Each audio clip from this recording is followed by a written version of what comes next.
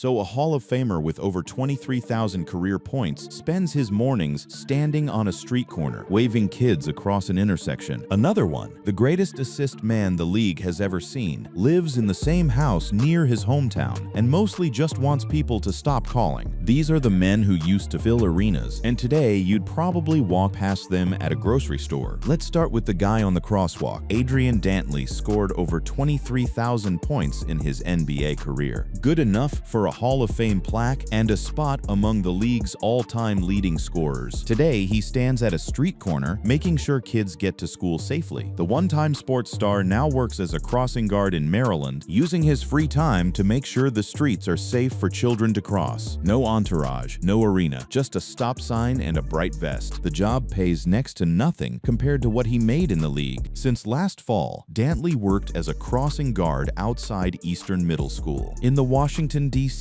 suburb of Silver Spring, Maryland, where he makes just under $15,000 a year. That's not a rounding error on an NBA max contract. That's the entire salary. And people noticed because it doesn't add up on paper. A guy who once averaged 30 points a season for Utah, now standing in traffic for pocket change. Except it's not really about the money. Reporters who tracked down people close to him kept hearing the same thing. He doesn't need the money, a Dantley associate said, noting that the guard forward was legendarily cheap during his career and still lives nearby in a home he purchased in 1990 for $1.1 million. One that was virtually free and clear of debt. He wasn't broke. He wasn't desperate. He just showed up one morning in a reflective vest and started doing the job like it was any other job worth doing well. The real reason turned out to be almost bureaucratic in a way that fits Dantley's personality perfectly. Nobody who watched him play would call him sentimental. He was famous for grinding out free throws and squeezing every advantage out of a mismatch. So of course the explanation was practical. Working as a crossing guard was a shrewd, sensible way to get a return on an investment that primarily just cost him effort, since employees normally put in 1 hour a day but receive the same insurance and benefits package as full-timers. Health insurance. That's it. That's the twist nobody expected from a 9-time scoring leader. See, here's the thing about the NBA that a lot of fans don't realize. NBA veterans from his era weren't provided health insurance by the league, not even all-timers like Dantley. So a guy who put up Hall of Fame numbers for a decade and a half found himself in the same boat as anyone else looking for decent coverage. And Montgomery County, Maryland had an answer sitting right there in the Civil Service Handbook. This wasn't some publicity stunt either. Reporters who staked out his corner described watching him work like he actually cared about it. One reporter recalled sitting in a car at the intersection Dantley guards, watching him lunge in front of a running youngster who was oblivious to a turning automobile and keep the kid out of harm's way. That's not a guy phoning it in for the health plan. That's a guy who takes the gig seriously. Whatever the original motivation was, and it turns out the Maryland stint was just chapter 1. Years later, after settling into a different chapter of his life out west, Dantley picked the job back up in a new state entirely. Besides being a crossing guard, Dantley also referees elementary and high school games in local Utah schools. 2 different states, 2 different decades, same routine. He wasn't slumming it after a bad business deal.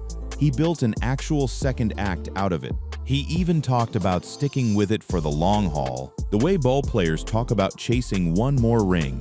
Dantley said he plans to remain a crossing guard for the next 20 years. Not a stopgap, not something to fill a few empty months after retirement. An actual plan, stated out loud, the same way he used to talk about game plans against a bigger defender. What's wild is how casual he is about the whole thing when people ask him about it. He doesn't treat it like a fall from grace, and he never really understood why anyone else did either. He still doesn't quite understand why everyone was so stunned to learn he's working as a part-time crossing guard, saying it's for the kids and that he has a routine. He exercises, goes to work, goes home. That's the whole quote. That's the whole philosophy. Exercise, work, home. No mention of highlight reels. No mention of the Hall of Fame ceremony from 2008. Just a routine. The same kind of routine anybody driving to a 9-to-5 sticks to every single day. It's worth remembering what he walked away from to end up here. This is a guy whose resume reads like a scoring clinic.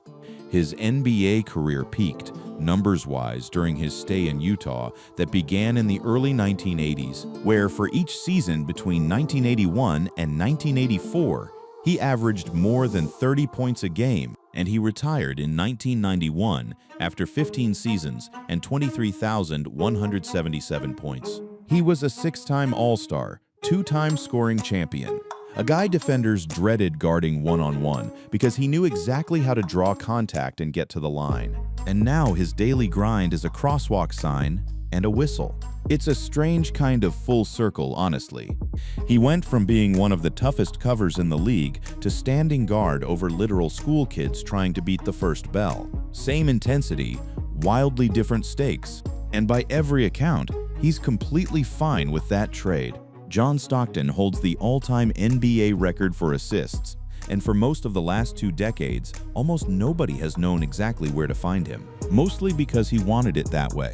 He didn't move to a mansion in a big city or take a broadcasting job under bright lights. He went home. Since his retirement in 2003, he's led an unassuming life, moving back to his hometown and sequestering himself in Spokane's quietness. Spokane, Washington isn't a market anybody associates with NBA royalty. It's the city he grew up in, the city his dad ran a bar in, and the city he simply returned to once his playing days were over, like nothing had ever happened in between. The habits that made him basketball's most unassuming superstar during his playing days didn't go away in retirement. They got stronger. He's continued with the almost paranoid privacy that permeated his playing days to avoid signature-seeking fans. He would hide in airport corners to bypass journalists. He'd slip out of back doors. This was a guy who broke the NBA's all-time assist record on national television and still couldn't stand being recognized in an airport hallway. A journalist who eventually tracked him down for an interview described just how hard it was to actually reach him. Getting a hold of Stockton can turn into a competition itself, and arranging a meeting with him was improbable as an 8-seeded finals run. A letter had to be sent to his Spokane address months in advance, along with a phone number. That's not how you get in touch with most retired Hall of Famers. Most of them have an agent, a publicist, a speaking fee rate card. Stockton has a mailing address and a habit of not answering. When that reporter finally sat down with him, inside a facility near his home where the old Delta Center's wood floor had literally been reinstalled, Stockton admitted just how much he preferred staying invisible. "I much prefer the quiet life," he said. "It's easier. You don't have to be on all the time." He's quickly relearning the repercussions of life in the spotlight. 2 decades of near-total silence, broken only because he'd started stepping into a completely different kind of public life, one that had nothing to do with basketball. Away from interviews, his days sound almost aggressively normal. He's a man who quietly invests in his community, rooting for the home team where he once donned a jersey, and coaching neighborhood kids. And he still plays pickup on Sundays with a group of locals, along with quiet acts of service, like helping boaters out on Priest Lake in Idaho, where his family vacations. Sunday pickup basketball, helping strangers with their boats. Nothing about it screams all-time assist leader. He confirmed the move back home wasn't some temporary retreat. It was permanent, and it lines up with the city's own account of him. Stockton was actually born and raised in Spokane, Washington, and after a phenomenal 19-year career with the Utah Jazz, he and his wife, Nada, made the decision to move back to his hometown. He didn't need Utah's spotlight or a bigger city's attention. He needed the same streets he grew up on. And local reporting backs up just how deep those roots go, decades after he first put on a Jazz jersey. 40-plus years later, John Stockton is still living in Spokane, where he was born, where he went to high school, and where he went to college. Same zip code his entire life, minus the years he spent racking up assists in Utah. He deliberately avoided the paths that most Hall of Famers take once the cameras stop rolling. No broadcast booth. No constant appearance circuit, nothing performative. He deliberately avoids the typical post-retirement paths of many athletes, such as extensive media commentary or constant public appearances, instead channeling his energy into his family life and local engagements. No ESPN panel. No Jersey retirement tour beyond the one Utah already gave him. Just Spokane, his family, and the quiet. Even his own book, when it finally came out, leaned into how ordinary he wanted his story to sound. Writers who reviewed it noted how the anecdotes kept circling back to the same modest touchstones, his dad's bar, his childhood neighborhood, rather than the grandeur of the final stage. For lifelong Spokanites, the book's early pages are filled with familiar, nostalgic anecdotes about growing up in the classically American mid-sized city, and even when writing about the Olympics or a last-second three-pointer that sent the Jazz to the 1997 finals, things managed to come back to his dad's bar, Jack and Dan's. That's the tone of the entire book. Small stories, not superstar ones. He even admitted in that same conversation on the old Delta Center floor that there was more he still wasn't ready to say publicly. A rare crack in decades of guardedness. It's a double-edged sword, fame is, Stockton said, sitting on the old Delta Center wood court, now installed in a facility near his home in Spokane. There's something I'm not. He stopped himself mid-sentence, and when he reopened his mouth, his voice was hushed. Even in this rare moment of visibility, he pulled back at the exact point most public figures would lean into the spotlight. For a guy who redefined what a point guard could do statistically, the entire second act of his life has been built around being left alone, and for the most part, until a recent turn toward public activism pulled him briefly back into headlines, he got exactly that. If Stockton disappeared quietly, Tim Duncan disappeared almost theatrically in how little theater he allowed. 5 championships, 2 MVPs, 1 franchise for 19 seasons. And when it ended, there wasn't so much as a press conference. Tim Duncan retired from the NBA on a Monday morning in July via a press release in which he was not quoted. And then he probably turned in his employee badge to the Spurs human resources person and left the building carrying his belongings in a cardboard box. No farewell tour. No final lap around the league soaking in ovations. Just a statement and a cardboard box for a guy widely regarded as a top 15 player of all time. What he actually did on the day the news broke tells you everything about how he was going to spend the rest of his life. If the retirement news wasn't surprising enough for the fans, Duncan spent most of his time watching the Discovery Channel the same day. 5 rings. And he spent his big day watching cable documentaries. That's the whole personality in one sentence. Years later, when a current superstar was asked what his own retirement dream looked like, he didn't reach for a broadcast gig or a statue outside an arena. He reached for Duncan. Giannis Antetokounmpo said, "When I retire from this game, I want to disappear. I want to go somewhere where they're not going to know me. I went to Sweden 2 years ago and nobody knew me there." Adding, "I want to be like Tim Duncan." The active MVP candidate wants Duncan's exact level of invisibility as his own retirement goal. And that's not an exaggeration on Giannis's part. Nobody, including reporters covering the beat, seems to have a clean answer for where Duncan actually spends his time now. Where the hell is Tim Duncan? I don't know where Tim Duncan is, Antetokounmpo said. A 5-time champion and an active NBA superstar genuinely doesn't know his whereabouts.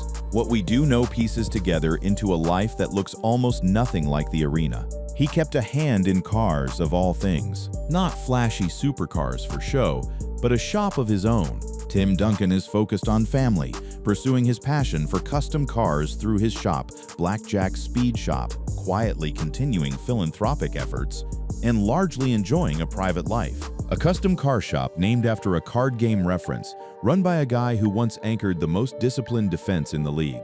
He also leaned into hobbies that have nothing to do with athletic dominance at all. Duncan is a devoted player of the Dungeons & Dragons role-playing game, and a collector of old and valuable knives and swords, and there were numerous reports of the 6'11" power forward attending Renaissance fairs. A guy who spent 2 decades as the most feared low-post defender in basketball, spending his weekends at a Renaissance fair. It's such an unexpected image that it almost undercuts the whole quiet legend thing. Except it doesn't, because he never did any of it for attention. Nobody was chasing him down at those fairs with cameras. He just went. His old on-court partner is still around too, and their friendship carried on in an equally unglamorous, low-stakes way. Duncan presented Manu Ginobili when the Argentinian was inducted into the Hall of Fame. And there's also David Robinson, with whom he formed the Twin Towers and won 2 NBA titles. The two of them are still spending time together, now doing kickboxing. 2 Hall of Famers, decades removed from banners, throwing kicks at each other in a gym for fun. That kickboxing hobby produced exactly the kind of low-key human moment that defines this whole chapter of his life. Their coach described it. Dave Robinson is obviously a very competitive individual, and Tim was more experienced than David was. David just threw a knee and caught Tim in the groin, and Tim kind of curled up into a ball while he was still in the air, and then fell on the mat. It was shocking and scary at first, but afterwards, we were all able to get a good laugh, the coach said. A 5-time champion getting kneed by his old center in a recreational sparring session, and everybody just laughing about it afterward. That's retirement for Duncan. He did occasionally step back toward the game, but always in the smallest possible dose. When he returned in 2019 as a full-time assistant coach under Popovich, it felt like a natural progression that perhaps foreshadowed a long second act on the sidelines. But it wasn't long before his presence faded again. The coaching stint lasted just a season, and even in that brief window, it was a part-time commitment by design. 16 months, and then he stepped away again. No drama attached to the exit either. Even the one game he ran as acting head coach was defined by how little he made of it. In March 2020, he stepped in as acting head coach for one game, a win over the Charlotte Hornets. When Popovich was absent, it was vintage. Duncan, calm, understated, effective, and he didn't make a big show of it. He won the game and went right back to being unreachable. When asked directly why he keeps refusing his old coach's invitations to come back around the sport full-time, his answer was almost disarmingly simple. Asked why he keeps his distance, he said he simply doesn't want to be around. Pop keeps talking to me about coaching or being around basketball. I'm not sold on that yet, Duncan said. Nearly a decade removed from his last game, and he still isn't sold. David Robinson took a completely different route than Duncan or Stockton, but it lands in a similarly grounded place. Instead of disappearing, the Admiral built an entire second career, running a business empire out of the same city he played his whole career in. The centerpiece of Robinson's post-basketball life is Admiral Capital Group, the real estate and private equity firm he co-founded in 2007 with Daniel Basicis, a former Goldman Sachs banker. The Admiral earned $116 million with the Spurs, then built a firm managing billions. A Naval Academy grad, 2-time MVP conversation piece, and now the majority owner of an actual institutional investment firm. He wasn't just lending his name to somebody else's fund either. That distinction matters. Robinson owns 51% of the company, a controlling stake that makes clear this was never a celebrity lending his name to someone else's fund. It was his enterprise, named for his own nickname, built to his own specifications. His name, his majority stake, his rules, the firm's numbers back up how far it grew beyond a vanity project. The firm grew into a serious institutional player. Admiral has managed more than $1.4 billion in assets, and, alongside its partners, deployed over $700 million of capital into transactions valued at more than $3 billion, with a strategy centered on commercial real estate, including hotels, apartment complexes, office buildings, and retail. That's not a former athlete dabbling. That's a real estate operation with a real balance sheet. And true to the guy who used to donate game checks and organize charity drives during his playing days. The business was never just about the returns. The business reflected Robinson's values as much as his ambitions. He structured Admiral with an explicit social mission: dedicating a portion of its profits to community and charitable efforts, a way of making his investing serve the philanthropy that has always defined him. Profit with a purpose baked directly into the paperwork. Alongside the business, he kept building the educational project that started the whole thing in the first place.